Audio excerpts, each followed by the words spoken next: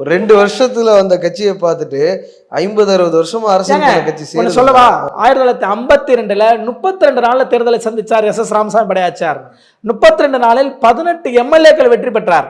தமிழ்நாட்டுடைய ஒருங்கிணைந்த, அதாவது அவர் சமூகம் சார்ந்து மட்டும் வேலை பார்க்கல, ஏறத்தாழ அதில் முதலியார் இருந்தாங்க, தலித் இருந்தாங்க, ரெட்டியார் இருந்தாங்க, எல்லாருமே அதில் எம்எல்ஏ இருந்தாங்க. மாணிக்கவேல் நாயக்கர் 9 எம்எல்ஏ ஜெயிச்சாங்க அந்த தேர்தலில். சொல்கிறேன் 52 தேர்தலில் அவர்கள் எல்லாமே 32 நாள் தான். ஆனால் அந்த 32 நாளில் வந்த கட்சியை பார்த்து பயந்துச்சா இல்லையா காங்கிரஸ் கட்சி? இந்தியாவில் எல்லா மாநிலத்தையும் ஆண்டாங்க. ஆனால் தமிழ்நாட்டில் மட்டும் ஆள முடியல, பெரும்பான்மை கிடைக்கல. கம்யூனிஸ்ட் கட்சிகளுக்கு வாய்ப்பு வந்துச்சு. அப்புறம் பேச்சுவார்த்தை நடத்தி மாணிக்கவேல் நாயக்கர் மட்டும் கூட்டுட்டாங்க. அப்போ எஸ் ராமசாமி உள்ள போல 54 தான் மறுபடியும் உள்ள போனார் காங்கிரஸ்குள்ள. ஆக இப்போ இந்த வரலாறு இதுக்கு முன்னாடி நடந்திருக்கா? விஜய் இப்போ நாளை மட்டுமா நடந்துச்சு?